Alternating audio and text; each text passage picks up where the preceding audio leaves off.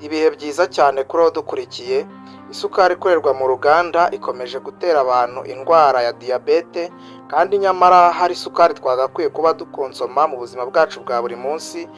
Isukari y'umwimerere ituruka mu byo kurya, ikaba ari isukari ishobora kudufasha, ikaba yanaturinda uburwayi butandukanye, kandi ikanadufasha no kuvura indwara zitandukanye mu mubiri wacu. Hari ibyo ishobora kudufasha. Iyo sukari nta yindi ni isukari ikomoka mu gisheke. Ese igisheke urakizi? Ukunda kukibona kenshi. Hari abantu barya igisheke bishakira isukari irimo, ariko batanazi ibyiza byo kurya igisheke, ibyiza byo kubona iriya sukari ikomoka mu gisheke. Nibyo tugiye kuvugaho muri iyi video, kugira ngo utangire gukunda igisheke. Nuko wumva iyi video, kandi nyuma yo kuyumva uraza gutangira kurya igisheke kenshi. Iriya sukari aba ariyo uzajya ushakisha, aba ariyo wibonera ku mubiri wawe, aho kugira ngo ukomeze gufata isukari yo mu ruganda igenda inakwangiriza byinshi mu mubiri wawe. Ngiye tugiye kubana muri iyi video, ndi Nathaniel Fiabora, ngushimira cyane kuko wamaze gukora subscribe kuri iyi channel. Ujye wibuka ukore like, usharinge video, niwarangiza wandike n'igitekerezo cyawe muri comment, turagusubiza kandi bikagenda neza cyane. Bonereho no kuguha ikaze nawe ubanye natwe ari ubwa mbere kuri iyi channel. Kuri iyi channel tuhanyuza ibiganiro bitandukanye bikugira inama ku mirire n'iminywere ukwiye kubunywa, urya, maze bikakubera umuti aho kugira ngo bibe ibishimisha umubiri wawe gusa. Kubera ko hari ibyo kurya uba ushobora kurya bikagutera uburwayi, cyangwa se bigatuma ubyibuha cyane, kandi ibyo bintu bikaba ari ibibazo cyane ku mubiri wawe. Kuri iyi channel rero byose turaza tukakugira inama ku mirire n'iminywere bikagenda neza cyane. Ikindi kandi nuko tukurangira ibimera bivura by'umuti, ibimera bitandukanye ushobora kwivuza wowe ubwawe, cyangwa se ugafasha mugenzi wawe ufite ikibazo cy'uburwayi, kandi bikagenda neza cyane. Ikaze rero ujye ubana natwe muri iri shuri ryigisha ibijyanye n'ubuzima. Rero nk'uko twari tubivuze, ndagira ngo twiganirire, twirebere ibyiza bishobora kuboneka mu gisheke, muri iriya sukari iri karemano iboneka mu gisheke. Buriya akenshi bitewe n'uko abantu benshi muri iyi minsi ya none bakoresha isukari ikomoka mu ruganda, ugasanga umuntu amaze umwaka wose atararya n'igisheke ngo nibura abone iriya sukari ikomoka mu gisheke, cyangwa se no mu zindi mbuto zitandukanye. Ugasanga igihe cyose ukoresha iriya sukari ikomoka mu ruganda, kandi nyamara ntabwo uba uzi ko iba inangiza umubiri wawe.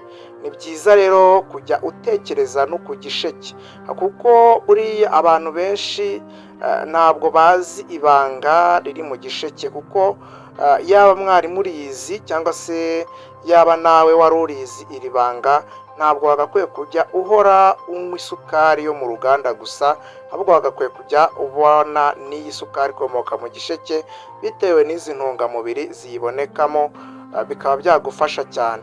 Izi ntungamubiri zibonekamo rero ni uko habonekamo isukari karemano mbere na mbere, natural sugar. Hanyuma igisheke kirimo isukari karemano ifasha umubiri kubona imbaraga vuba cyane. Fibre nayo ibonekamo muri iki gisheke, mu isukari yo mu gisheke. Fibre ibonekamo ifasha ibijyanye n'igogora. Hakabonekamo calcium. Calcium ni intungamubiri zifasha amagufa n'amenyo gukomera. Hakabonekamo potassium nayo ifasha umutima gukora neza.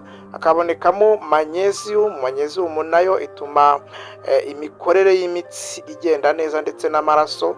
Hakabonekamo n'andi antioxidant arwanya kwangirika k'uturemangingo tw'umubiri. Izo ni intungamubiri zose ziboneka muri iriya sukari y'igisheke, ikaba yagufasha cyane ku buzima muri ubu buryo. Nuko ikintu cya mbere igomba kubigufasha iriya sukari, nuko igenda ikaguha imbaraga z'umubiri. Ngira ngo niba ukunda kubibona, hari abantu hamwe na bamwe baba bakoze imirimo ivunanye cyane, cyangwa se biriwe nko mu kazi, yakwifatira iriya sukari cyangwa se yakwifatira igisheke akakirya, ukabona umuntu yongeye kubona imbaraga vuba. Cyane cyane ku bantu bakora akazi kaba gakoresha imbaraga, ukunda kubona bakoresha igisheke. Niryo banga rero bakizimo, kubera ko gihita cyongera imbaraga vuba cyane, mu gihe wari uri mu kazi wumva wananiwe, bikagufasha cyane. Ikindi ni uko igisheke gifasha nyine ibijyanye n'igogorwa ry'ibiryo. Fibre iri mu gisheke ifasha igifu gukora neza, ndetse igafasha igogorwa ry'ibiryo, ntubyimbe mu nda mu gihe wariye ibiryo ngo bigutindemo usanga ari ikibazo. Ikindi kandi ni uko igisheke iriya sukari yacyo ifasha ibijyanye n'umutima. Ni ukuvuga ngo umutima hari uburyo uba usanga umuntu yaragize ikibazo cy'umutima, imitsi itwara amaraso ndetse n'iyagarura mu mutima ugasanga ntikora neza, ifitemo biranega, ifitemo za kirisito de cholesterol, ibinure bimwe na bimwe bigenda bifatamo bituma amaraso aho yagiye atari bugaruke. Kuko buri umutima iyo wohereza amaraso yohereza mu bice bitandukanye, hanyuma ya maraso akari bwongere kugarukamo iyo circulation. Iyo rero idakorwa neza usanga akenshi umuntu agira ibibazo by'indwara z'umutima, zirimo umuvuduko w'amaraso, zirimo gutera k'umutima mu buryo budasanzwe, kwikanga k'umutima. Ibyo byose ugasanga umuntu afite icyo kibazo. Ni ukuvuga ngo iriya sukari ikomoka mu gisheke irashobora kugufasha kubera potasiyumu irimo, kandi potasiyumu ifasha cyane ku ndwara z'umutima, uba umeze neza cyane ntabwo wahura nazo. Ikindi ni uko igisheke gifasha umubiri kurwanya indwara bitewe n'amantioxida aboneka mu gisheke. Ni ukuvuga ngo bishobora kukongerera ubudahangarwa bw'umubiri, ntujye uhura n'ikibazo cy'uburwayi ngo usange bwagukomye hasi, cyangwa se ngo ukunde kurwaragurika kenshi kubera ko wirira igisheke. Ikindi ni uko igisheke gifasha amagufa ndetse n'amenyo gukomera biturutse kuri calcium iboneka mu gisheke. Birafasha amagufa. Umuntu ukunda kurya igisheke afatira sukari iboneka mu gisheke, kubera ko hari igihe amagufa asaza vuba, umuntu akumva mu magufa haramurya, umva mu magufa y'amaboko, magufa y'amaguru, mbese ukumva mu magufa harimo hakurya. Umuntu wirira igisheke akenshi usanga bimeze neza, ntabwo ajya akunda guhura n'ibibazo by'amagufa. Ikindi ni uko igisheke nyine kirinda umwuma. Hari ukuntu uba usanga umuntu mu muhogo ukunda kumagara, habaho ubwo wumva amacandwe wayabuze. Akenshi iyo wirira igisheke biragufasha cyane kuko gifite amazi ahagije, cyane cyane mu gihe cy'izuba kirinda inyota cyangwa se icyaka, ikagenda neza cyane.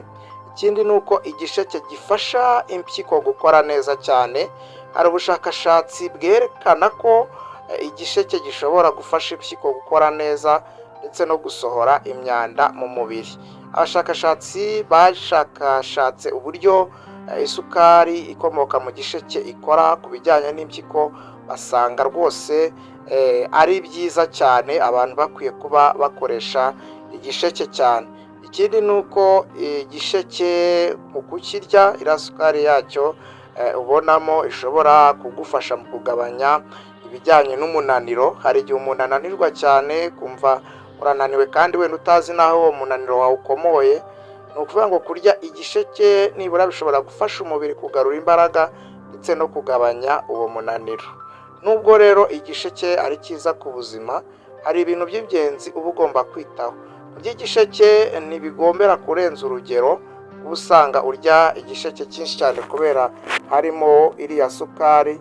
Ni byiza koza igisheke mbere y'uko ukirya kubera ko haba hariho imyanda. Abantu barwaye diyabete bagomba kugisha inama muganga mbere yo kurya igisheke inshuro nyinshi bitewe n'uko umuntu aba ameze. Muri make rero inshuti yanjye we wabanye natwe, isukari ikomoka mu gisheke ni isukari y'ingenzi ukwiye kuba ukoresha kenshi kurenza isukari yo mu ruganda, kubera ko bizagufasha cyane, bizakongerera imbaraga, bizakugabanyiriza ikijyanye n'indwara zishobora kugufata z'umutima, bizagufasha ku bijyanye n'imikorere myiza y'impyiko. Iriya sukari izagufasha ku bijyanye no gukomera kw'amagufa ndetse n'amenyo, igihe warwaraga indwara z'amagufa n'amenyo. ni byinshi isukari y'igishe kizagufasha kuba wabanye natwe muri iki kiganiro. Wagikunze kora like, wandike igitekerezo cyawe muri komenti, nurangiza usharinga iyi video kugira ngo n'abandi babashe kubona buno butumwa. Wibuke gukora subscribe niba ari bwo wari ubonye ino channel Nathaniel Fiabora kugira ngo ibindi biganiro uzagenda ubibona. Ndabakunda cyane, mbifurije kugubwa neza, Imana ibahe umugisha.